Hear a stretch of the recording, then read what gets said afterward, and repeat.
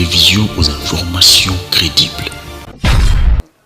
Ils veulent maintenant vous dire qu'ils vont prendre en charge les enterrements. Mais ceux qui sont encore vivants ne sont pas pris en charge. S'ils mouraient, ils seront enterrés. C'est-à-dire qu'ils préfèrent voir les gens mourir pour justifier les décaissements. Ce n'est pas normal. Dans un pays sérieux, on préserve des vies. Très bien. On ne fait pas la politique de mort. Je souhaiterais, ça c'est un vœu, je souhaiterais assez que prochainement, que leur famille soit touchée. Comme ça, on verra comment ils vont procéder. Très bien. Et comme recommandation. Profondeur TV, la télévision aux informations crédibles. Malheur d'avoir un président comme M. Félix Tshisekedi. Malheur d'avoir Samalou Kondé comme Premier ministre. Ah bon? Vous faites des recommandations pour qu'on démolisse les constructions anarchiques. Et vous pensez que la première des raisons, ce sont ces constructions-là? Avez-vous fait une cartographie?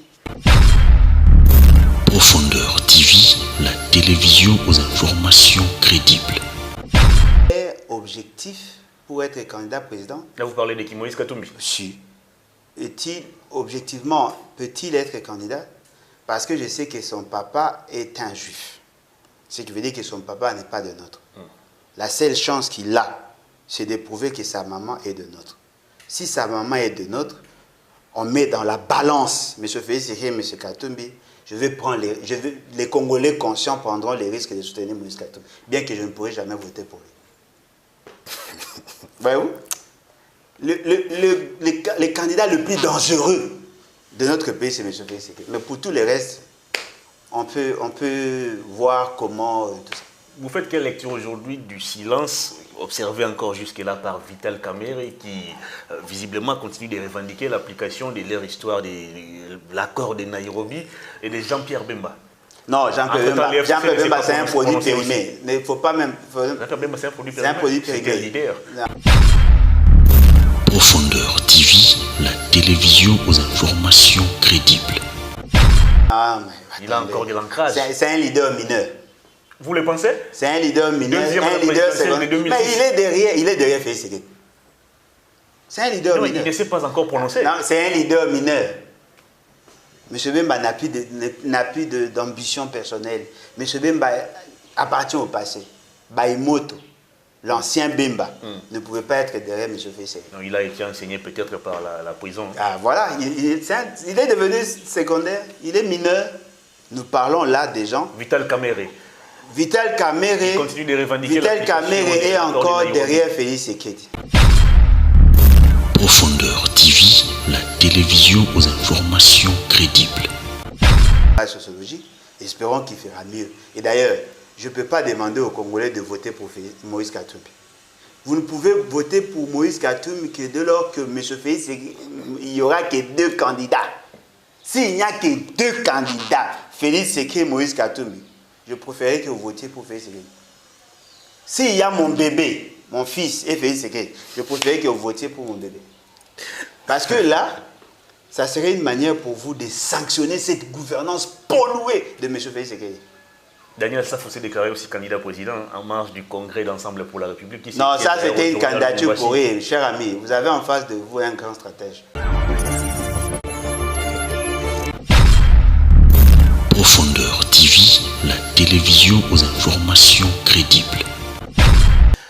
Bienvenue mesdames et messieurs, nous sommes très heureux de vous savoir nombreux à regarder ce nouveau numéro de cette émission qui reçoit pour vous monsieur Alain Bolodjoa, président du parti politique Lèvons-nous et bâtissons, le BAT en sigle. Avec lui, nous allons revenir encore sur les différents sujets d'actualité qui restent dominés par la tenue des élections en 2023 avec des candidatures déclarées des personnalités politiques comme Moïse Katumbi, Martin Fayulu, Augustin Matata Ponyo, Félix Tshisekedi et tant d'autres candidats. On va tenter un peu d'analyser ce qui sera la bataille électorale, d'abord à la présidentielle et puis à tous les niveaux en 2023. On va aussi faire le point sur le sommet États-Unis-Afrique avec la condamnation de la France qui interpelle le Rwanda pour qu'il puisse arrêter de soutenir le M23. Est-ce que c'est suffisant pour rétablir la paix dans la partie est de la République démocratique du Congo? Tentative de réponse au cours de cette émission. Bienvenue, Monsieur Alain. Merci à vous. En tout cas, mes salutations à tout le monde. Je présente Névé le meilleur, les oubliés de la République, la police, l'armée, ainsi que le fonctionnaire de l'État. Voilà. Comment allez-vous? Oui, ça va, Dieu fait grâce, ça va. Alors moi, je suis d'abord heureux de vous entendre évoquer la question des oubliés de la République. Entre-temps, le gouvernement est en train de songer petit à petit à cette classe des gens que vous qualifiez oubliés de la République. L'augmentation du budget, ce n'est plus de la fantaisie, mais c'est plutôt une réalité. On parle aujourd'hui de 16 milliards de dollars américains. Est-ce que c'est insuffisant pour prendre en charge les différents problèmes qui rongent la République démocratique du Congo? Bon, je ne sais pas si on peut calquer la société ou la capacité de l'État que par la présentation d'un document que l'on appellerait budget. Ce qui est plus important, c'est de voir la volonté manifestée dans ce budget, mais aussi dans son application. Parce que le budget n'est qu'une prévision. Ce n'est pas du cash, ce n'est pas que nous avons l'argent quelque part, ce n'est pas que les gens vont commencer à percevoir directement. C'est juste une prévision. La question que nous devons tous nous poser, qu'avons-nous fait de budget passé? Parce qu'avant qu'un budget ne soit adopté, il y a d'abord, premièrement, la loi sur la reddition de comptes. Ça, c'est un impératif constitutionnel. Il faut que celui qui amène le budget puisse d'abord défendre ce qu'il a fait du budget de l'exercice passé. Et là, nous sommes en face de 3 budgets. Il y a le budget qui est en cours, comme aujourd'hui, nous avons un budget 2022 qui est en exercice. Il y a le budget 2021 de l'année passée et il y a le budget 2023. C'est-à-dire, comme on est en 2022, il faut présenter la loi sur la reddition de comptes du budget 2021 pour que le budget 2023 soit accepté. Vous avez suivi tous la qualité du débat qu'il y a eu sur la loi sur la reddition de comptes, et vous avez certainement suivi la qualité du débat sur le budget 2023. Toutes choses restant égales par ailleurs, le budget 2023 ne sera pas exécuté en tant que tel. D'abord, la fluctuation en termes de capacité mobilisatrice est due du fait qu'il y a des projections sur le plan économique et financier des entreprises. Ce sont les entreprises qui viennent déclarer, parce que nous sommes dans un système fiscal déclaratif. Au regard de la conjoncture, au regard de la loi de l'offre et de la demande, ils peuvent faire une projection sur les recettes prévisionnelles. Et c'est sur base de ça qu'ils arriveront à faire leur déclaration. Ce qui veut dire que l'embellie économique dépend de la conjoncture économique internationale. S'il y a baisse de la demande de certains produits essentiels fournis par nos entreprises d'ici, il y aura baisse des recettes. C'est par rapport à la demande mondiale de nos matières premières que nous faisons nos projections. Qu'avons-nous fait pour le budget passé, budget 2021? Avons-nous pu redynamiser l'économie? Avons-nous pu diversifier l'économie pour que nous épongions les effets pervers du marché international? Avons-nous investi dans les secteurs productifs et d'appui à la production? Sommes-nous aujourd'hui en mesure de calculer la capacité de résilience de notre économie? Étions-nous en mesure de soutenir l'économie pour que nous arrivions à la diversifier? Voilà pourquoi j'ai dit, ce sont plus des émotions, ce sont des politiques conjoncturelles qui apparaissent pour M. Félix Tshisekedi des éléments structurants. Et vous allez vous rendre compte que lorsqu'on va mobiliser cet argent, il y aura des départements qui n'auront même pas la possibilité de consommer l'air crédit. Alors, arrêtez de parler de ça. Ça, ce ne sont que de politiques cosmétiques. 16 milliards de dollars, est-ce une fantaisie? Est-ce un montage, ou vous pensez que c'est vraiment du réalisme? Bon, je viens de le dire. Le fait seulement que le budget 2011 n'a pas été fidèlement exécuté, 2021 n'a pas été fidèlement exécuté, je ne vois pas pourquoi je dois faire confiance à ces gens-là qui ne font que nous vendre du vent. En arrivant au pouvoir, il a trouvé un budget de 4,8 milliards. Il n'a pas pu exécuter en termes de mobilisation et en termes de dépenses. Il nous a amené à un budget de 11 milliards, 10 milliards 900 et quelques millions. On lui a dit que ce n'était pas réaliste. Et lorsqu'on a publié le plan le plan de trésorerie par l'ancien ministre, je crois, c'est Léa Lagouli. Il a eu à surchauffer la classe politique dans ces débats, mais au finish, tout le monde lui a donné raison. Le gouvernement n'était pas en mesure de mobiliser ne fût-ce que 50%. Après, on nous a présenté un budget de 6 milliards 900 millions.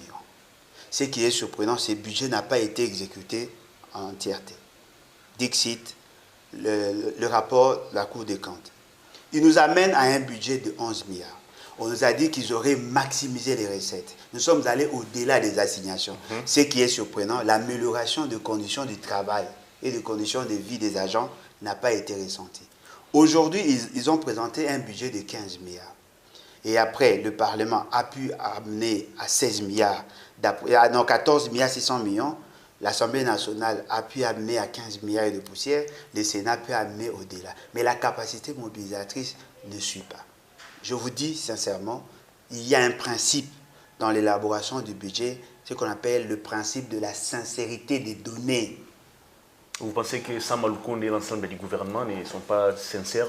Non, mais c'est un budget. Non, c'est un budget politique. Et d'ailleurs, le premier signal fort dans l'appréciation d'un budget, c'est la qualité du débat au niveau du Parlement. Avez-vous senti un débat intelligent? Non. Il y avait juste des automates. Lorsque vous appuyez sur le play, ils commencent à ressasser ce qu'on leur a appris et à la fin, il n'y a pas eu de débat. Et en termes de répartition par secteur, en termes de répartition par province, avez-vous senti qu'effectivement, il y a intention? Parce que les gens ne savent pas. Si on insiste sur la conception ou l'élaboration du budget, c'est justement pour créer une sorte d'équilibrage sociétal, une manière de rationaliser la gestion. Vous pouvez avoir une loi d'un côté et ne pas l'appliquer de l'autre côté. Le budget est une composante de la loi des finances. Depuis que M. Félix Tshisekedi est arrivé au pouvoir, il n'a jamais respecté cette loi. Alors, pensez-vous qu'il va respecter cette fois-ci? Allez voir en termes d'accroissement des recettes. On vous dit aujourd'hui, on a un budget de 11 milliards. Aujourd'hui, là, vous passez de 6 milliards 800 millions à 11 milliards. La progression ou le taux d'accroissement des revenus des agents ne représente même pas 40%. Les provinces n'ont pas perçu l'argent. Les infrastructures qu'on devait construire n'ont pas été construites. La caisse de péréquation... Il y a le projet Tchilégelou qui avance. Non, mais le projet Tchilégelou est essentiellement centré au niveau de la province de l'espace Grand Kassai. Ce n'est pas un programme national. À Kinshasa, il y a Kin Zero Trou. Kin Zero Trou... Mais attendez. Kin Zero Trou, ça c'est quel genre de politique? Lorsque vous entretenez partiellement le route, vous en faites un programme et vous n'avez jamais vu, depuis qu'ils ont commencé, il y a des défaillances. Ne voyez-vous pas qu'il y a de trous presque partout? Je ne veux pas vous envoyer loin. Allez juste à côté de l'hôtel des villes sans lit. Il y a des trous. Ce qui fait qu'aujourd'hui, il y a des nids de poules. Il y a beaucoup de problèmes, justement parce que le budget n'a pas été exécuté. C'est que nous constatons. Pour chaque budget, il y a des dépassements budgétaires à la présidence et au gouvernement. Alors que les autres qui n'ont pas consommé leur crédit, mais il y a d'autres qui vont au-delà. Juste pour un seul mois, il y a un dépassement de 41 millions de dollars. La présidence atteint aujourd'hui plus de 670 millions de dollars en termes de fonctionnement, sans compter rémunération. Pensez-vous que c'est ça le budget? Le budget est une loi. Il faut l'appliquer en tant que tel. Voilà. Très bien. Une autre dépêche avant d'aborder le menu de notre émission. Les bilans de la dernière pluie diluvienne qui s'est abattue à Kinshasa est revu à la hausse.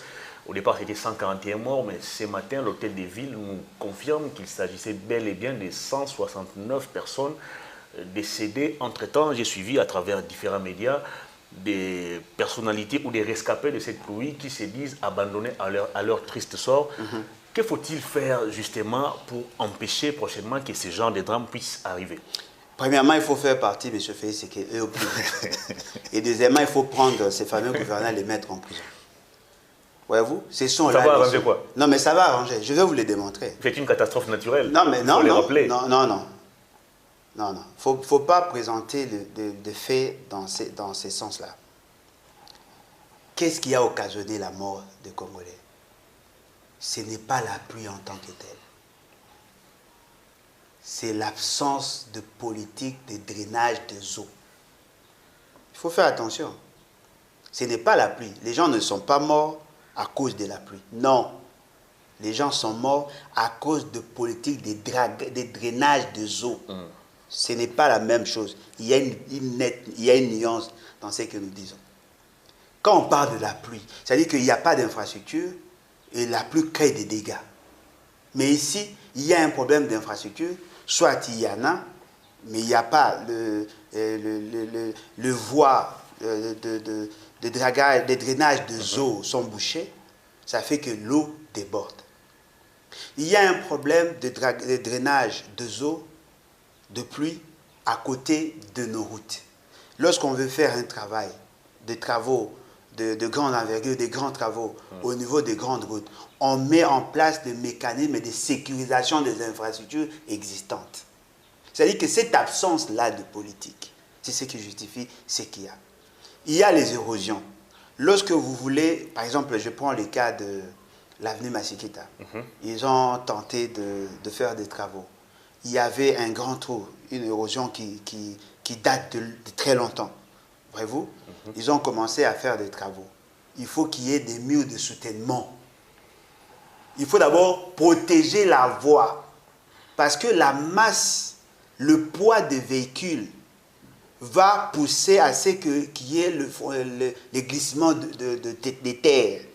Il fallait tenir d'abord compte de ça. Il fallait réduire le tonnage et veiller à ce que la circulation de camions respecte un certain tonnage. Ils ne l'ont pas fait. Aujourd'hui, il y a des morts. Prenez d'abord par rapport au bilan de morts. 169. 169. Il y a eu 20 personnes qui sont ajoutées par rapport aux dernières statistiques.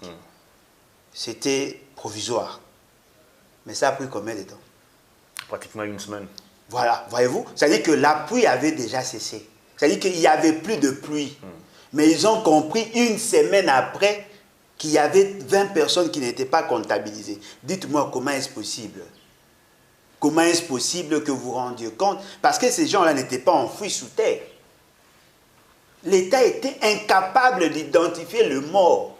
Incapable d'identifier. Ce n'est pas il y a eu éboulement quelque part et vous découvrez les gens enfouis sous terre. Non, des gens qui étaient déjà enregistrés au niveau de morgue, mais l'État n'était pas informé. La ville de Kinshasa n'est pas si grande que ça. La tête de ville avait demandé aux différentes familles de se présenter. C'était hier lundi, ce qui a été fait. Et je crois que c'était à l'issue de cette rencontre qu'on a... Non, attendez. Je connais ces escrocs, je connais les degrés d'escroquerie des Congolais. Dirigeants, mais je voudrais vous dire d'être très prudent. Lorsque quelqu'un meurt dans des circonstances pareilles, le premier réflexe, c'est d'amener le corps à l'hôpital ou à la morgue. Ce qui a été fait. La morgue va enregistrer, et la morgue enregistre et la cause du décès et l'identité de la personne. Alors, comment voulez-vous que les familles viennent déclarer? Si c'est un système déclaratoire, même ceux qui sont morts de la malaria peuvent être listés. Franchement. C'est inconcevable. Comment l'État peut-il être aussi absent sur des questions aussi simples à traiter? Tout ça pourquoi? C'est l'absence de l'autorité de l'État. Prenez le quartier tel que, communes telles que Ngiringiri, Bumbu, Lingwala, Barumbu et consorts. Ces quartiers-là, il y a eu des érosions? Non, non. Mais il y a eu une inondation. Alors, on parle du non-curage des caniveaux. Voilà, non-curage. Il fallait curer le caniveau, il fallait draguer les rivières pour que des eaux passent. Ce que nous voyons dans nos caniveaux, ce sont des bouteilles en plastique. Ce que nous voyons dans nos caniveaux, c'est de la terre en fait. Nos caniveaux sont bouchés et vous pensez qu'un fait naturel comme la pluie viendra curer pour vous vos caniveaux. Non. Ces sons-là, cela démontre à suffisance qu'il y a absence de politique d'aménagement du territoire, de politique de la gestion des déchets, de politique de la gestion des déchets liquides. C'est ce qui justifie cela. Et jusque-là, ce que nous avons vu, ce sont ceux qui sont morts directement. Mais il y a d'autres effets qui vont en surgir. Par exemple, lorsqu'il y a des eaux sales qui passent il y a les microbes qui restent. Les gens seront contaminés certainement. Exact. Il y aura d'autres maladies diarrhéiques et autres. Ce qui veut dire que cette absence de politique vient de mettre à nu les insuffisances notoires de ce que vous appelez dirigeants. Il y a de politique publique quant à ce. Je vous donne juste un cas. Allez-y. Les communes précitées ont un problème de route. Il y a des avenues où il n'y a pas des avenues qui ne sont pas bitumées. Il n'y a pas de collecteurs, il n'y a pas de caniveaux. Il y a possibilité d'en faire. Si vous prenez d'abord la composition des déchets, c'est-à-dire que ces déchets-là, ce sont des matières premières. Voyez-vous? Ce sont des outputs pour les premières industries, mais ce sont des inputs pour les secondes industries. Si on mettait en place une politique cohérente pour récupérer tout ce qu'il y a comme des déchets en plastique. Et le président venait d'inaugurer récemment ici, le président de la République, Félix Tshisekedi. Il a inauguré, je crois, au mois d'août, une usine à Limité, qui avait pour mission, je crois, de recycler tous ces déchets. Recycler, oui. Après? Où en sommes-nous? Non, mais vous n'avez pas à me poser ce genre de questions. Allez les lui poser. Hein? Allez les lui poser ce genre de questions. Moi, je ne peux pas répondre à sa place. Il est plus dans les émotions, dans les sensationnels. C'est-à-dire que lui, quand il y a quelque chose qui se fait dans des politiques cosmétiques, il veut vous dire, voilà, nous avons commencé. Non. Quelles sont des réformes que nous avons pu engranger depuis qu'il est là? En réalité, il fallait plutôt inciter des privés à venir dans ces secteurs-là. Il peut prendre ces éléments, les transformer en pavés. On pouvait construire des routes sur base de ces déchets-là. On peut construire des routes parce qu'on peut produire des pavés. Il y a 3 catégories de déchets que nous pouvons, je dirais même au-delà, il y en a 5, des catégories de déchets que nous pouvons traiter. Les déchets liquides, par exemple, des eaux de ménage, les eaux usées de ménage. On peut les prendre et même les recycler. Heureusement pour nous, nous ne sommes pas en carence en eau douce. Mais vous prenez par exemple en Afrique du Sud, c'est ce qu'ils font. On peut les transformer. On peut prendre tout ce qui est biodégradable. On peut produire du gaz et ce gaz peut servir pour la cuisine. On peut produire de compost pour enrichir le sol. Voyez-vous? C'est-à-dire qu'il y a absence, il y a manque de génie, il y a manque de capacité managériale pour arriver à faire de ces déchets de matières premières. Il y a absence. Vous mettez une seule usine à Limité et vous pensez avoir résolu le problème. Non, on peut en avoir presque partout. Ce n'est qu'un départ. Ah, voilà, comme il est dans les départs, il est dans des politiques et CRE, il n'a qu'à rendre l'établi. On va chercher des gens plus sérieux que ça. On va parler de la condamnation de la France par rapport à l'agression rwandaise, mais avant cela, une toute dernière question. Les rescapés de ces drames sont aujourd'hui coincés dans des hôpitaux de la place ici. Ils s'y retrouvent sans assistance. Entre-temps, le gouvernement provincial de Kinshasa a promis de prendre en charge les obsèques de ces 169 morts. Que faut-il faire aujourd'hui pour assister ces différents rescapés? Bon, je crois que s'il y avait une bonne politique précautionneuse, on allait plutôt préserver des vies. Comme nous sommes dans une gouvernance chilé-gélou du type idépécien, on a ce qu'on a. En réalité, dans toutes les sociétés modernes, dirigées par des hommes normaux, vous trouvez déjà, il y a des structures qui prennent en charge les sinistrés. Parce que déjà, la qualité du sol, le climat, tout ce que nous avons comme avantage présente aussi des dangers, des risques. Il fallait que nous ayons des structures en charge, capables de prendre en charge les sinistrés. Lorsqu'il y a inondation, il faut qu'il y ait un mécanisme de prise en charge. Lorsqu'il y a éboulement des terres, il faut qu'il y ait des mécanismes. Ce qui fait que vous trouvez dans d'autres cieux, il y a des structures qui sont là spécialement pour ça. Vous avez vu, lorsque le World Trade Center aux États-Unis, à New York, s'était effondré, quelles que soient les raisons, il y avait des volontaires qui étaient là. Ils savaient quoi faire à quel moment. Ils ont réduit, ils ont encadré les dangers, les risques que les gens encouraient et ils ont donné des pistes de solutions déjà à ce niveau-là. Lorsqu'il y a inondation dans ces pays, vous trouvez qu'il y a des gens qui interviennent. On sait que lorsqu'il y a effondrement dans tel coin, on va déplacer telle personne, on va le mettre là. Il y a des gens qui vont le prendre en charge en termes d'alimentation parce que c'est lui qui a perdu sa maison, il commence sa vie à zéro. Il faut qu'il soit pris en charge, il faut voir comment les réintégrer, le suivre sur le plan psychologique parce qu'ils ont été affectés. Il n'y a rien, même ceux qui sont des victimes de guerre dans la partie Est. Il n'y a rien. On a fait l'autre fois une émission. Il y avait une maman, une vieillard, une maman qui était décédée en cours de route, justement parce qu'elle a fait beaucoup de kilomètres à pied sans manger. Elle a succombé. Elle a été enterrée sur la voie. Justement parce qu'il n'y a pas de politique. Alors, dans cette politique Kunda Bibembe, ils veulent maintenant vous dire qu'ils vont prendre en charge les enterrements. Mais ceux qui sont encore vivants ne sont pas pris en charge. S'ils mouraient, ils seront enterrés. C'est-à-dire qu'ils préfèrent voir les gens mourir pour justifier les décaissements. Ce n'est pas normal. Dans un pays sérieux, on préserve des vies. Très bien. On ne fait pas la politique de mort. Je souhaiterais, ça c'est un vœu, je souhaiterais assez que prochainement, que leur famille soit touchée. Comme ça, on verra comment ils vont procéder. Très bien. Et comme recommandation, le gouvernement a instruit à Gentini Ngobi, la gouverneure de la ville, de procéder à la démolition de toutes les constructions anarchiques. Et il faut aussi signaler que le président a demandé au chef coutumier de veiller un peu sur ces esprits qui commencent à nous troubler un peu. Malheur d'avoir un président comme M. Félix Tshisekedi. Malheur d'avoir Sama Lukonde comme Premier ministre. Ah bon?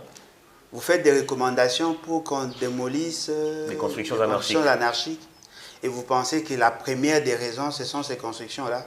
Avez-vous fait une cartographie? D'abord, qui a autorisé à tous ces gens d'aller construire? Non, commençons d'abord à faire la cartographie. C'est après maintenant qu'on saura qui sont concernés et qui ne le sont pas. Parce que toutes les constructions anarchiques ne sont pas à la base des inondations. Il y a des constructions anarchiques justement parce que les gens ont construit là, il ne fallait pas construire. Ils sont au nombre de combien? Et il faut aussi voir des constructions anarchiques qui empêchent assez que l'eau puisse couler facilement jusqu'aux rivières, jusqu'aux fleuves. Ça, c'est autre chose. Il faut d'abord faire la cartographie. Vous identifiez les maisons, les constructions concernées, et après, vous mettez en place les mécanismes. Ceux qui ont construit anarchiquement, d'après les réalités du terrain, peuvent aussi avoir des permis de construire. Exact. Ce qui veut dire qu'il faut tenir, parce que chaque dossier, il faut traiter le dossier cas par cas. Prenons alors l'exemple, si vous vous rendez compte que le saut de mouton du boulevard, vous prenez de 24, c'est-à-dire que vous êtes au niveau de Mandela. Jusqu'à c'est une construction anarchique, mais qui a eu l'autorisation, validation du gouvernement, parce que c'est l'œuvre du gouvernement. Vous savez que cette infrastructure a été érigée sur comment on l'appelle, sur la canalisation la canalisation de eau. Il y a les égouts. Il y a les égouts qui jettent au fleuve. Vous allez détruire ça. Vous prenez, M. Gentini Ngobi est en train de faire les travaux à côté du jardin botanique. Ils ont jeté les travaux du grand marché. Ils avaient jeté de moellons, du sable pour commencer les travaux. Ça fait plus d'une année que les travaux ne se font pas. Ce qu'il a jeté là a bouché le conduit d'eau qui sont là. Le jardin a été inondé, vous avez tous vu. Vous allez casser. Les gens font des choses sans intelligence. Ce n'est pas normal. Il faut d'abord identifier le problème le plus urgent. Qu'est-ce que nous devons faire pour que le drainage de eau se fasse aisément, se fasse facilement? C'est après seulement que vous allez vous étendre dans d'autres secteurs. Si vous voulez détruire toutes les constructions anarchiques, prenons l'exemple, vous trouvez que le siège de l'UDPS a été mal. Vous allez casser? Non. Vous allez voir, ils vont faire de manière sélective. Ils touchent là, ils laissent là et à la fin, il n'y a pas de résultat. Parce que cette décision a été prise, je vous informe, peut-être vous l'avez oublié. Cette décision a été prise Après la ronde. Non, pas cette fois-ci. C'était avant. Exact. La première pluie diluvienne. Du conseil des Voilà, des c'était ministres. avant. Et avant même que nous connaissions les cas actuels. C'était avant. Mais ça n'était pas applicable. Vous savez pourquoi? Parce qu'ils ont mal procédé. Et il faut aussi rappeler ici que M. Félix Tshisekedi, en tant que président de la République, entre guillemets, chef de l'État. Pas entre guillemets, c'est Non, bien non, lui, il faut qu'il le démontre. Le garant de la nation. Je peux vous accorder mes minutes, vous ne saurez même pas me démontrer qu'il est le chef d'État. M. Félix Tshisekedi doit se ressaisir. En faisant quoi? Parce que ce n'est pas normal. Ce n'est pas normal de voir un président de la République prendre une vidéo, balancer à la place publique, où il dit que voilà, s'il y a des érosions, s'il y a des inondations, c'est parce que les chefs coutumiers seraient en colère, les esprits se fâchent. Même s'il peut croire à ces choses-là, ça ne peut pas justifier. Parce que tout ce qui est démontrable scientifiquement... C'est Félix qui a balancé cette vidéo sur la toile. C'est lui, c'est son service. C'est lui. Là où il y a le président de la République, personne n'a le droit de filmer en dehors de son personnel. On a ouvert le champ actuellement, même les médias privés y vont. Oui, mais quand ils vont, il faut que tous les éléments soient censurés avant d'être rendus publics. Ne me dites pas que la présidence est aussi moins sérieuse que ça. Il fallait d'abord tamiser toutes les informations à diffuser. Il dit aux chefs coutumiers, il faut dire aux esprits. Il faut calmer. Non, attendez. Dites-moi un peu. Ce sont les esprits qui ont inondé les eaux dans nos villes. Je peux prendre le risque de vous croire. Pourquoi ces esprits ne sont-ils pas capables de créer des érosions, par exemple à Gombe? Par exemple, dans la commune de Kinshasa. Pourquoi y a-t-il pas des érosions là-bas? C'est-à-dire que ces esprits-là n'agissent qu'à Mongafula. Quelle aberration! Donc lui ne sait même pas comprendre que la qualité de terre, la qualité des terres, du sol de Mongafula, c'est un sol sablonneux.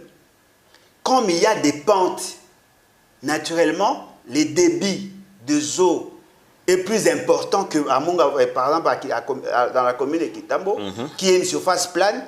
Ça fait que ça crée les éboulements des terres. Il pense que ce sont les esprits. C'est-à-dire que lui, s'il y a des dossiers, il dit que c'est Kabila qui est responsable. Hier, il disait que c'est Moïse Katumbi et son gouvernement. Aujourd'hui, il a dit que c'est le peuple. Et fort malheureusement, ce matin ou pendant qu'il faisait ça, il trouve encore des boucs émissaires. Il dit que non, ce sont les esprits. Donc, c'est-à-dire que tout le monde est responsable sauf lui. Oh, messieurs, apprenez à être sérieux. Vous voulez nous dire que votre échec, c'est dû aux esprits? À Mbandaka, y a-t-il des érosions? Non, parce que la qualité des terres, c'est une terre argileuse. Il y a d'ailleurs conférence des gouverneurs là-bas, une occasion pour le chef de l'État de palper de ses propres yeux. Non, mais une occasion pour M. Félix, c'est une occasion pour M. Félix, c'est de palper les réalités du terrain, comme vous le dites, et de déclarer sa démission. Parce qu'il n'a rien fait à l'Équateur, il ne mérite même pas d'y aller, en réalité. Ah bon? Oui, il ne mérite même pas d'y aller. Il y a beaucoup de dossiers là-bas qu'il va trouver. Et on parle de l'électrification de la ville des Zongo, je pense. Non, mais Zongo, toujours dans les grands Équateurs. Sud-Oubango, oui. Cette électrification, jusqu'à aujourd'hui, la population n'est pas desservie. Ah bon? Oui. On va payer 11 mois de factures sans consommer l'électricité. Parce qu'on l'attend là-bas pour lancer les travaux de distribution. On l'attend 11 mois après. Très bien. À l'Équateur, il va trouver que l'Équateur, en tant que province, n'a pas de ministre titulaire. Sur les 46 ministres, l'Équateur n'en a pas. L'Équateur, en tant que province, n'a qu'un vice-ministre. L'Équateur, dans son ensemble, là, l'Équateur province, n'a qu'un seul DG. Je crois que c'est le cas aussi avec la province de Maïno. L'Équateur n'a qu'un seul DG. L'Équateur n'a qu'un vice-ministre. Et l'Équateur sait que sa fille a été chassée avec ses enfants en dehors de Kinshasa. Ça, ce sont des problèmes qu'il va trouver là-bas. Dans le programme, comment on a appelé, programme 100 jours, 0 km de l'Équateur. Programme Chile-Gelo, l'Équateur n'est pas concerné. Les officiers militaires, aucun général de l'Équateur. Les seuls qui étaient là sont envoyés en retraite anticipée. l'Équateur n'est pas représenté dans le commandement de l'armée. Au moins, vous avez aujourd'hui Guy Lowando qui s'est... Il n'est pas de l'Équateur, il n'est pas de l'Équateur, il est de Tchouapa. C'est le Grand Équateur toujours. Non, mais attendez, le Grand Équateur, mais pourquoi alors le Kassai oriental a beaucoup de représentants? Vous avez 46 ministères, il fallait prendre ne fût-ce qu'un ministère par province. L'Équateur n'a pas de représentants ministres. Il va trouver ça. Il va trouver les dossiers. Je disais, non, mais attendez. Le Maïndo n'a pas de ministres aussi. Et vous trouvez ça normal? Trouvez-vous normal? La représentation de province est un impératif constitutionnel. C'est une obligation. Un seul DG de l'Équateur. Sous toutes les nominations, un seul DG. C'est-à-dire que M. Félix Tshisekedi n'a jamais aimé les Équatoriens. Et ce qui est grave, vous avez chassé notre soeur et ses enfants. Ça aussi, c'est un problème que vous allez trouver là-bas. Là, on vous informe déjà. Hein. On va vous les rappeler là-bas. Gisèle Pella est de l'Équateur. Ça, c'est une information. Très bien. Juste un rappel d'ailleurs. On va parler de l'agression rwandaise. La diplomatie agissante en marche, la France vient de condamner ce que le Rwanda fait à travers son soutien sur les M23. Est-ce qu'aujourd'hui, on peut bel et bien confirmer que Félix Tshisekedi, avec sa diplomatie, tout va bien? Je tiens à féliciter la diaspora qui a mené un travail de titan. Le docteur Mukwege, le président Martin Fayulu. Mais M. Félix Tshisekedi ne fait que bénéficier de ce que les autres ont fait. Ah bon? Pendant que les autres menaient cette démarche, lui, il a clamé, il a encensé Kagame. Et d'ailleurs, la France a condamné dans quel cadre? Soyons sérieux. La France a condamné dans quel cadre? Au niveau du Parlement, au niveau du gouvernement, ils ont sanctionné le Rwanda. Un message de condamnation seulement? Non, mais de condamnation, quelles sont les mesures coercitives, les mesures coercitives prises par la France contre le Rwanda? Vous vous contentez des déclarations? Vous voulez que je vous montre des vidéos de condamnation sans résultat?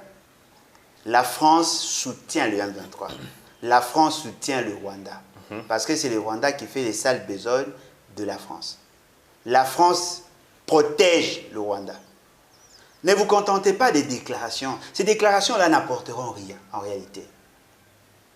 Vous savez, nous autres qui avons vécu en Afrique, nous savons que un frère qui vous montre l'amour la journée et la nuit, il est sorcier, il veut vous ensorceler, vous détruire, vaut mieux avoir un frère qui fait semblant de ne pas vous aimer le jour, mais la nuit au moins il vous protège, comme Alain Pella, et non un frère comme Bourron Pella qui fait semblant de vous présenter le jour et la nuit il vous détruit. C'est ça, M. Félix Tshisekedi doit comprendre ça. La France n'est pas derrière nous, la France est contre nous. Alors s'il ne peut pas comprendre ça, je suis désolé. C'est quoi le lien entre la France et Alain Pella? Non, c'est juste un exemple, une manière imagée pour simplifier l'analyse. Très bien. Alors, message de condamnation, entre-temps, dans la partie est du pays, il y a encore des cas de morts qui sont répertoriés pratiquement tous les jours. À Kwamount, ici, juste à quelques mètres de Kinshasa, la situation semble ne pas toujours marcher. Alors finalement, la recette magique appliquée pour mettre fin à cette histoire d'insécurité qu'on sort, c'est laquelle? Entre-temps, les troupes de faire partie, M. Félix Tshisekedi. Ça va arranger quoi? Non, mais il faut le faire partie. Il faut avoir un commandant en chef aguerri. Un pouvoir plus sérieux que ce qu'on vous présente. Vous savez, peut-être les gens ne vont pas me comprendre. C'est le même discours que vous avez tenu de Kabila. Les problèmes c'était Kabila, les problèmes c'était Mobutu. Non, mais bien évidemment. Tous ces gens sont passés, mais les problèmes persistent encore. Non, parce que les gens sont passés, mais ils choisissent leur successeur ou leur remplaçant dans la même philosophie. Ok. C'est Kabila qui a fait de Félix Tshisekedi ce qu'il est. C'est-à-dire que Kabila est encore là. Moi, je ne dis pas de chasser seulement Félix Tshisekedi, homme, personne. Même Félix Tshisekedi, idée. Même sa manière de faire, il faut tous les chasser. Quelqu'un qui ne sait même pas protéger ses propres enfants, arrivera-t-il à protéger la nation? Voyez-vous? Je tiens à vous dire que si vous avez un monsieur comme Félix Tshisekedi à la tête du pays, vous ne pouvez pas trouver de solution. Parce qu'il faut qu'il y ait un commandant en chef aguerri. Quelqu'un qui a la volonté de résoudre. Est-ce que vous savez que M. Félix Tshisekedi est partie prenante à la crise? Est-ce que vous savez, non, je l'ai déjà dit, est-ce que vous savez que c'est lui qui a entretenu pratiquement le M23. C'est lui qui a ressuscité les M23. C'est lui qui a entretenu les M23. Comment voulez-vous qu'un problème devienne solution? Il faut d'abord faire partie, M. Félix Tshisekedi. Pas par devoir politique, par devoir populaire. En ces moments-là, tout celui qui viendra saura que le peuple a ras-le-bol de ses aventures. Il faut que celui qui viendra puisse avoir un esprit d'abnégation. Quelqu'un qui vient travailler pour le compte de l'État et pour l'intérêt de la population. Celui qui a la culture de protéger ses enfants peut protéger les enfants des autres.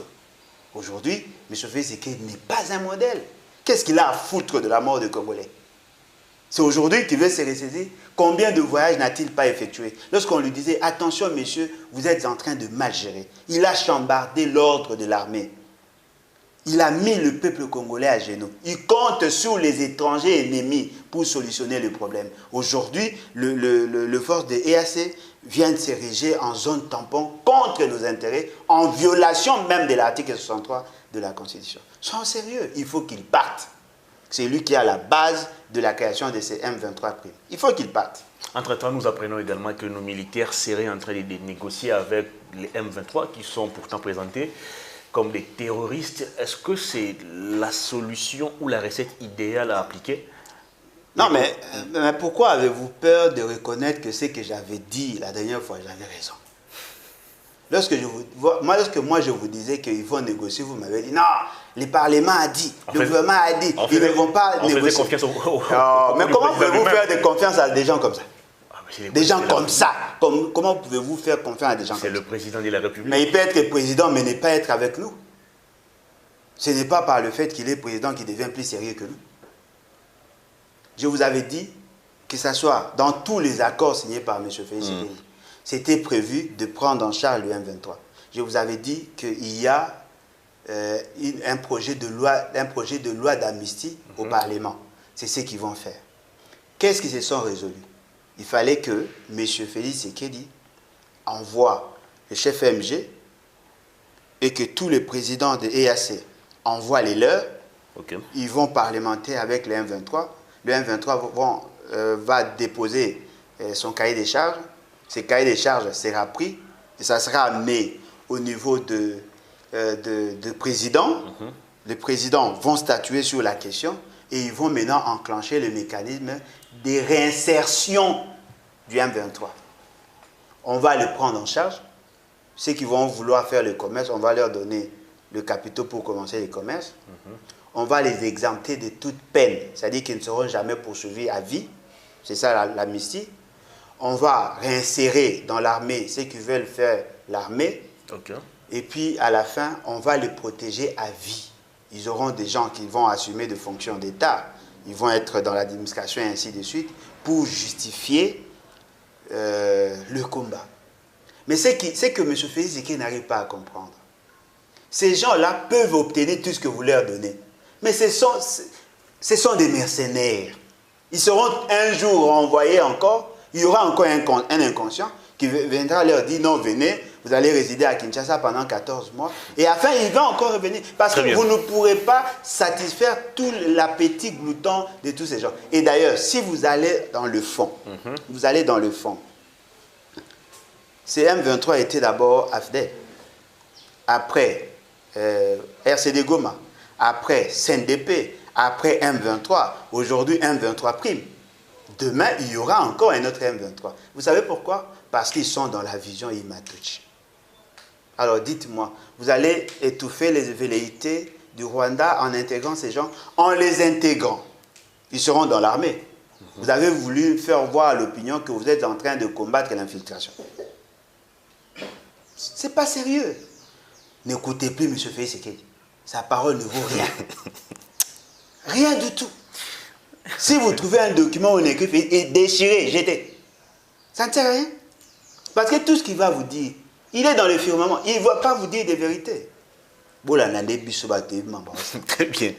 On prend le tout dernier thème de l'émission, élection 2023, avec des candidatures déjà déclarées de Moïse Katumbi, Martin Fayoulou, Matata Pogno. Mouzit observe encore le silence. Jean-Pierre Bemba Vital Kamera également. Côté FCC, c'est aussi le silence. On attend que Kabila puisse se prononcer. Félix Tshisekedi également candidat à sa propre succession. D'une manière globale, comment voyez-vous cette bataille électorale d'abord à la présidentielle qui s'annonce? Bon, je dois d'abord poser les grands principes. Il est reconnu à tout Congolais d'origine, je précise, à tout Congolais d'origine d'être candidat. Ma condition est de remplir un certain nombre de critères. Études faites, expérience professionnelle ou expérience politique minimum de 5 ans. Avoir un casier judiciaire vierge, payer la caution, constituer les dossiers et puis aller présenter. N'est-ce pas que c'est simple? Mais c'est symbolique. On veut chercher à trouver le meilleur d'entre nous. Il y a plusieurs aspects dans la vie nationale. On peut avoir quelqu'un qui est en mesure de faire la promotion de la culture, mais il doit avoir la capacité de résoudre plusieurs autres problèmes. C'est-à-dire que le critérium tel que fixé voudrait assez que nous choisissions le meilleur d'entre nous. Vous avez cité des noms. Les Congolais vont voir qui sont meilleurs. C'est que les Congolais savent déjà le moins meilleur, l'acte du mal, le plus mauvais produit est déjà connu. Mais il s'entête. Pourquoi voulez-vous avoir M. Félix comme candidat? Pour résoudre quel problème? Il en a les droits. Non, on peut lui prouver ses droits. Non, non. On peut lui prouver ses droits. Comment ça? Non, mais attendez. Comment ça? On peut créer une norme excluant des gens qui ne méritent pas. Faut pas faire par exemple, Félix Tshisekedi Kabila ne mérite pas. Non, Kabila, c'est déjà fini pour lui. Non, Kabila, ce n'est pas fini. Non, il peut postuler chaque année. Les profs Mbata nous a fait comprendre. Vous croyez à ces messieurs-là? C'est un constitutionnaliste. Un professeur d'université. Un constitutionnaliste, ça n'a pas ta poignade. Vous croyez vraiment qu'il est suffisamment sérieux? Hein? Je préfère faire confiance à Denis Sanga en matière de la Constitution que M. Mbata. Oh, je vous dis. Professeur. Non, mais peut-être... nous avons tous étudié. Il y a des professeurs pour rire. Hein? Il y a des professeurs pour rire. Prenez déjà la structuration de la pensée de M. Mbata. Il n'est pas digne d'être professeur. Comment ça? Je vous dis, soyons sérieux. La structuration de la pensée, il est caractérisé par une vacuité des pensées. Il ne sait pas construire son raisonnement. Il est dans une illusion logique. C'est lui qui a confirmé que le M23 était venu ici. Peut-il nous donner le fondement constitutionnel? Bon, c'est ça, les constitutions en Afrique du Sud, dans un pays apartheid. Qui nous dit qu'il y a une garantie de la qualité de l'éducation? Denis Sanga connaît la Constitution parce qu'il a participé dans ça. Et son analyse a toujours été objective. Mbata n'a pas participé à la rédaction de cette Constitution? Non, il n'était pas là. Il n'était pas là. Certainement qu'il était encore dans la recherche de job en Afrique du Sud. Il n'était pas là. Il n'était même pas concerné. Il n'a même pas participé, il ne méritait même pas d'être là. Ce qui est vrai. Il faut que ces principes-là soient respectés. Si j'insiste sur l'absence, c'est-à-dire que M. Félix Tshisekedi ne puisse pas postuler comme candidat, parce qu'il n'a pas d'offre politique. Il a un bilan à présenter. M. Félix Tshisekedi, sur le plan humain, c'est un homme à rejeter. Parce que lui-même ne sait même pas prendre en charge ses enfants. Je vous donne juste un cas. Non, mais effectivement, je vous donne juste un cas. Non, je vous donne juste un cas. Le président de la République est supposé être chef de l'État. Un chef de l'État, c'est celui qui protège les valeurs cardinales de l'État. Parmi nos valeurs, la protection de l'enfant. Épargnez-nous de ces débats. Non, je ne veux pas vous épargner. Non, je ne veux pas vous épargner. C'est un débat. C'est un critère pour savoir s'il est capable d'être candidat ou pas. Lorsqu'on le présentait, par la Cour constitutionnelle, il vous a dit qu'il avait 5 enfants. Je ne sais plus. Non, 5 enfants, vous ne savez pas comment. On vous a dit qu'il est marié, père de 5 enfants. Alors, comment elle s'appelle la petite?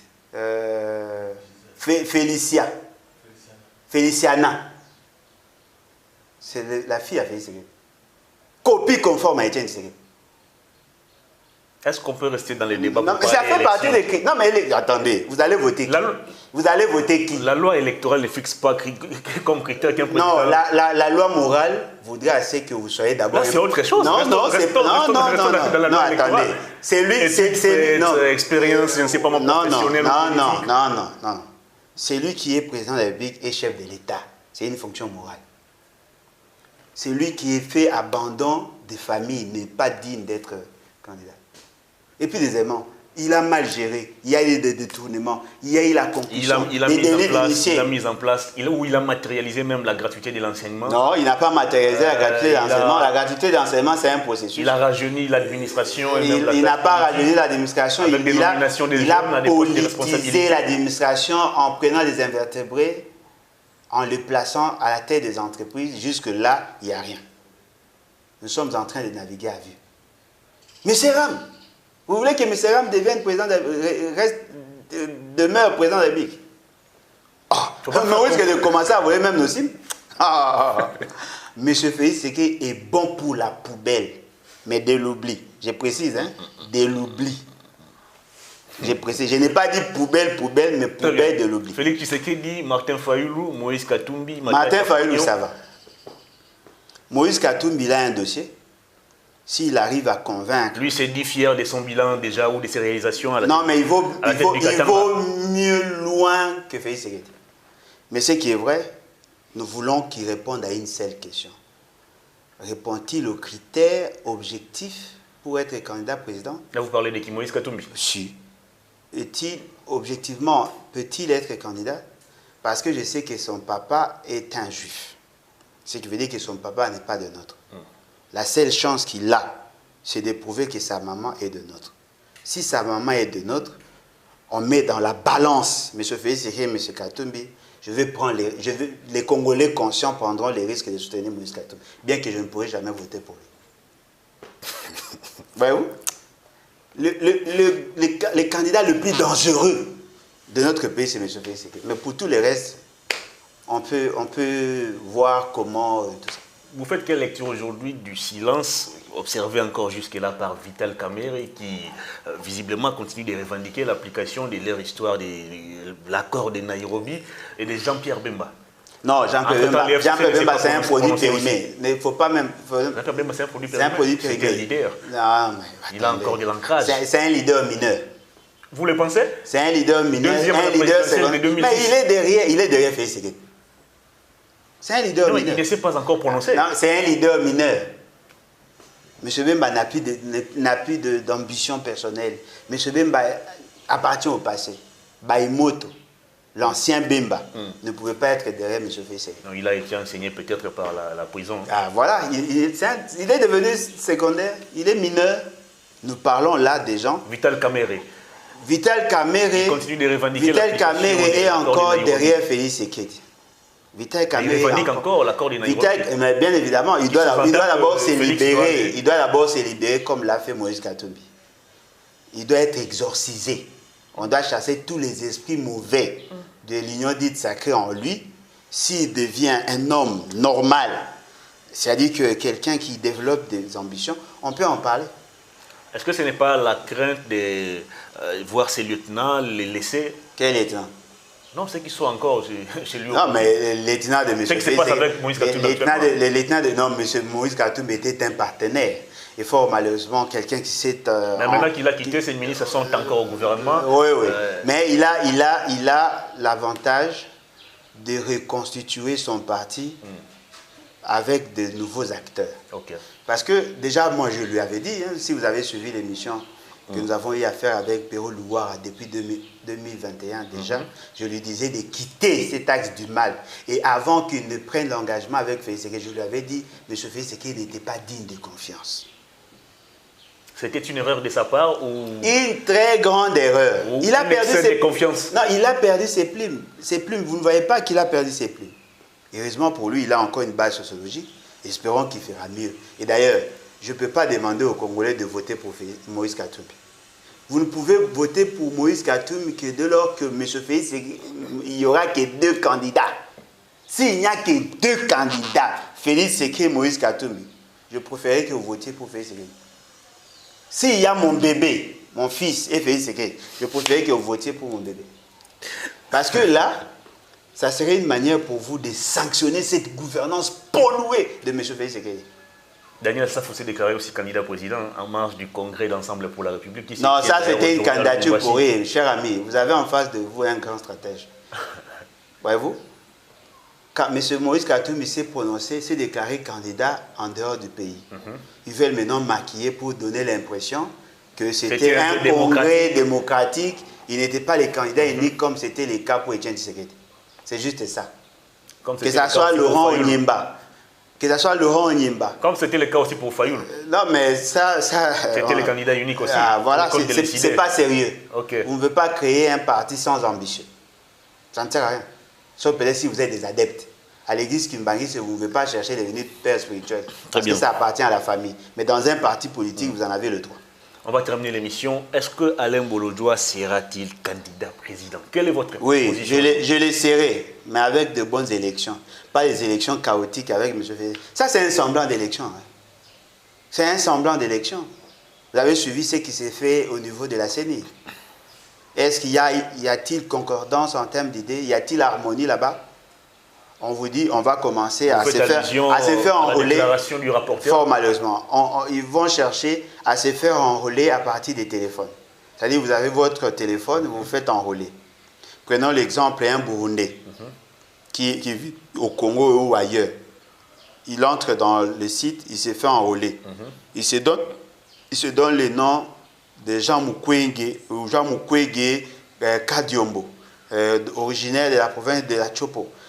Il vous donne tous les éléments, paf, il lance. Vous faites quoi? Ou Bolojwa Ibola. Mais j'arrive là, j'écris Félix Antoine Tshisekedi Tshilombo. Je m'enregistre au nom de Félix Antoine Tshilombo. Vous allez faire quoi? Vous savez pourquoi on a insisté sur la présence des témoins pour ceux qui n'ont pas les éléments? C'est justement pour voir si effectivement ces personnes-là sont congolaises. Et déjà là, il y a eu la fraude. Il y a eu des gens qui se sont enrôlés sans avoir le droit. Il y a même des militaires qui ont obtenu des cartes d'électeurs. Et vous voulez me le faire au téléphone? Qui sera là pour sécuriser? On veut moderniser, faciliter l'enregistrement. Dans d'autres contextes, on allait parler plutôt de la médiocrité. On a terminé l'émission. Ce n'est pas normal. Vous connaissez les réalités du Congo, avec tout ce qu'il y a comme infiltration. Vous voulez donner la latitude à quiconque de se faire enregistrer à partir du téléphone. Je peux changer mon identité, vous allez faire quoi? Je peux changer mon identité.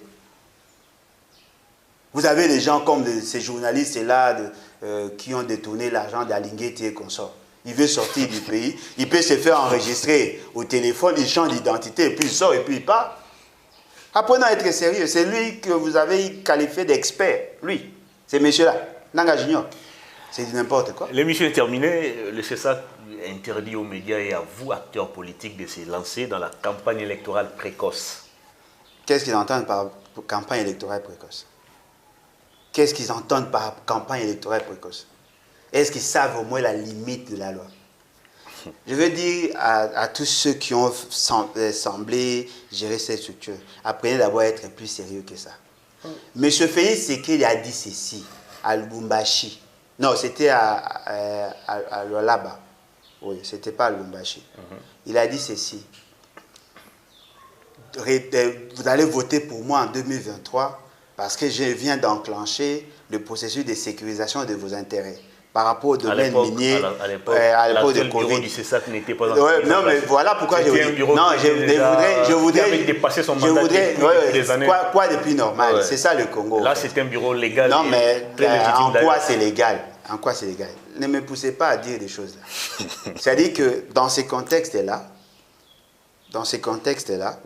on est en train de battre campagne précocement. Mais la différence maintenant, c'est quoi? Dire qu'on est candidat, ce n'est pas une campagne. La campagne électorale, d'après l'esprit de la loi, votez pour moi. Si je dis que je suis candidat, ce n'est pas une campagne précoce. Qu'est-ce que lui entend par campagne? Campagne, c'est voter pour moi. Je suis candidat. Vous allez soutenir la candidature de notre parti. Ce n'est pas une campagne. Vous avez fait le droit. Apprenez à comprendre les concepts. Hein? C'est pas sérieux. L'émission est terminée. Et puis d'ailleurs, ce n'est pas votre CESAC-là qui va commencer à gérer les politiciens. Qui leur a donné le pouvoir de gérer les politiciens? Vous gérez les structures. Les CESAC demandent par contre aux médias de revoir un peu le contenu de leur programme. Non, mais pourquoi ne pas leur demander de changer leur femme, d'avoir d'autres épouses? Parce que vous voulez tout gérer. C'est pas sérieux. Hein? Si c'est pour ça que M. Félix Ségué vous a envoyé là-bas, vous êtes malvenu. Ça, ce n'est pas un domaine où on vient blaguer. Hein? Messieurs, apprenez à être sérieux. La caméra est là devant vous. Et là, vous parlez de qui? Qui est là-bas? C'est Bossembe. C'est lui le président. C'est lui qui avait promis, qui aurait promis. Ils sont au nombre de 11, je crois. Il doit apprendre à être plus sérieux que ça. L'émission est terminée, la caméra est là devant vous. Vous avez quel problème avec lui? Pardon? Non, mais il a tenté de menacer les politiciens. C'est ça? Non, il vous demande juste de respecter. On n'a pas de lien. On n'a pas de lien. On n'a pas de lien. Il n'a pas encore lancé la On n'a pas de lien avec lui. Attendez les bons moments. On n'a pas de lien avec lui. On n'a pas de lien avec lui. S'il veut jouer, il joue avec vos chaînes, avec Israël Bossona politique, avec Télé 50. Il ne peut pas jouer avec les politiciens. Ce n'est pas son monde. Il doit apprendre à être... Très bien. La caméra est là devant vous. Votre dernier message au public et on va se séparer. Oui, en tout cas, merci pour l'opportunité. Je demande à la population congolaise, surtout de la partie Est, d'apprendre déjà à conjuguer M. Félix Ségué au passé. Je crois que les Égyptiens que vous voyez là, les Bossembe, les Mbata, les Félix Ségué, les consorts, vous ne les verrez plus jamais. Ne faites plus confiance à ces gens. Bossembe n'est pas politique. Non, mais il parle politique. Il parle politique, mais il n'est pas politique. Non, il parle politique. Mais qu'est-ce que vous avez à les défendre? Jusqu'à preuve du contraire, il parle politique. Il est journaliste. Non, il n'est pas journaliste, il est membre de Chile Jeux. Il faut que les gens comprennent que nous avons des grands défis. Et ces grands défis demandent beaucoup d'intelligence. Si nous ne savons pas mettre beaucoup d'intelligence dans ce que nous faisons, nous risquons de tourner en rond. Nous avons besoin de changements et les changements à un prix. La question de notre souveraineté, la question de notre intégrité territoriale ne sont pas négociables. Comme M. Félix Ségué veut brader notre dignité, notre souveraineté, et comme il veut mettre en mal l'intégrité territoriale, il entre dans les derniers alinéas de l'article 63 de la Constitution. C'est ce qu'on appelle la haute trahison. Nous devons tous nous battre pour imposer la paix et la dignité. Voilà. Alain Bolodjoa, merci de votre disponibilité. C'est moi qui vous remercie. Cette émission est terminée. À toutes et à tous, merci de l'avoir suivi. Au revoir.